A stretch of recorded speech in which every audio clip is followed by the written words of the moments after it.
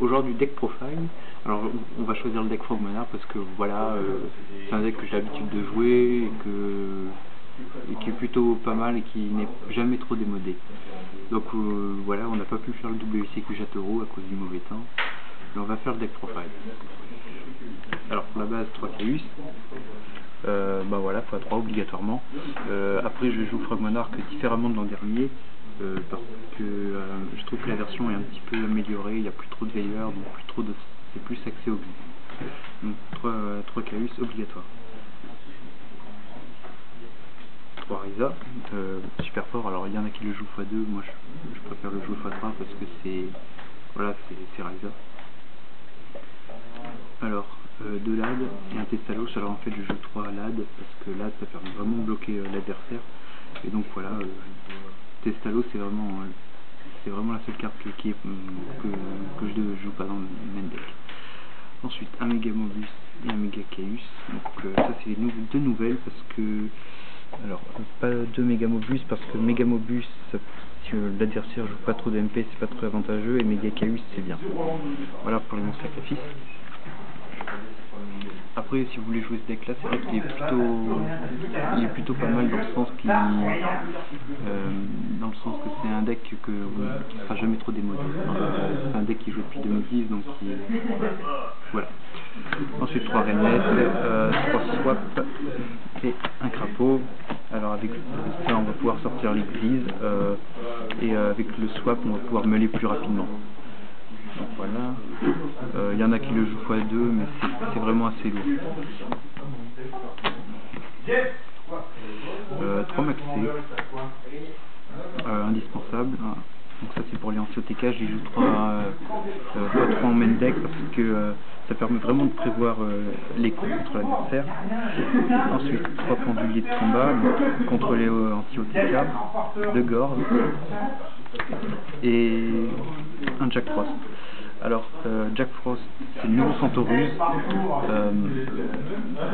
c'est sympa, pas Tragédia parce que Tragédia on subit les dommages et on a déjà Gordes, donc si on subit trop de dommages après on n'a plus trop de life points et donc on perd. Donc c'est pour ça que Jack Frost c'est pas mal et ça permet de changer la position de l'adversaire et donc de pouvoir gérer. x2 c'est trop lourd et même si Gordes passait x3 je jouerai toujours avec un Jack Frost. x2 c'est bien. Voilà, et évidemment un mathématicien pour terminer la meule, que je remercie Grégory qui m'a prêté cette carte pour le deck profile. Voilà. Alors ensuite pour les magies je joue Tempête des Monarques, donc cette carte là remplace Bourse des âmes, elle est beaucoup mieux. Voilà. Le seul problème c'est qu'on peut l'activer qu'une fois par tour, mais bon avec Renet on peut facilement faire des gros tons. Invoquer 2 bretons, 3 contrôleurs d'ennemis. Alors il y a un combo qui est super sympa avec Renet que je vous montrerai plus tard quand je présenterai le deck, mais c'est vraiment super fort. Donc ça fois tout 3 obligatoirement.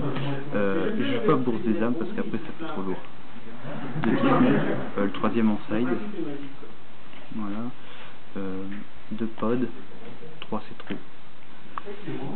Une Foolish, voilà pour la meule, et Rageki. Donc ouais je joue Rageki, il y en a qui le jouent pas. C'est un choix. Après je trouve que c'est une excellente bonne carte. Alors pour l'extra deck je fais un extra deck en proxy. J'ai posté ma decklist sur OTK Expert que je mettrai sous la vidéo pour ceux qui voudront la voir complète. Donc voilà. Alors pour l'extra deck je joue 2 magiciennes fainéantes. C'est une bonne protection, donc x2. Donc, voilà. Ensuite, 2 Dualan. Alors, il y en a qui le jouent x3 parce que je joue Jack Frost. Et donc, Jack Frost, enfin, lui, il va pouvoir diviser l'attaque d'un monstre x2. Et s'il est détruit, je peux récupérer un Centaurus depuis le cimetière. Donc, je récupère mon Jack Frost. Et ensuite, avec Renet. Ensuite, lorsque l'adversaire m'attaquer, je pourrais en invoquer un et donc protéger d'une attaque. Ensuite, Renet va revenir, donc je pourrais faire un 2ème Dualan et ensuite faire le 3ème lorsqu'il sera détruit en récupérant mon Jack Frost.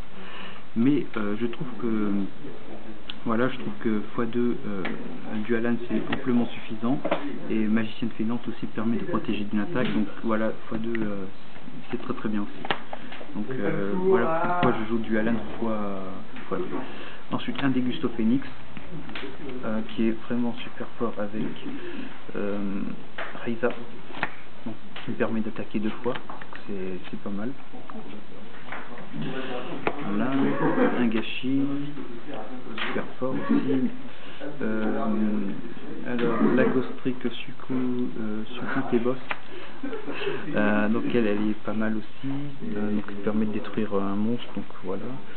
Ensuite, en proxy, je joue un héros de la lumière pure, donc qui permet de récupérer. Et toujours en rang 2, la nouvelle Xiz niveau 2 qui permet de récupérer, de se protéger en renvoyant le monstre des arts. Donc voilà. Ensuite 2 machines Sadafana parce que je joue contre Ordeni, donc contre Burning Abyss, et en main phase 2 on fait une Sadafana, donc c'est pas mal. Hop.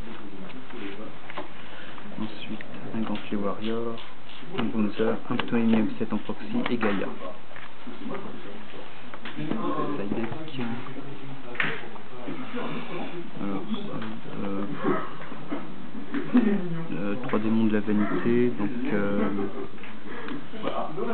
voilà, je joue pas Magistifiante parce que je trouve que ça c'est plus fort parce que ça nous les invoque spé, donc il peut invoquer des gros troncs mais les effets seront annulés, donc il pourra quand même me gérer. 3 corbeaux contre Triceratops volcanique. Donc là c'est Jinzo, mais en fait je joue un Mobius. Voilà, ensuite le Dark Hall, c'est fort, un enterrement contre Darklo, le héros élémentaire et tout ce qui est macro, toutes ces cartes là.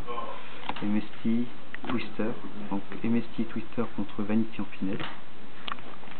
Et à la fin 3 Fairy Wind contre Clifford. Et bien sûr les tokens. Donc voilà, la decklist sera postée sous la vidéo et likez-vous sur Facebook et à plus tout le monde.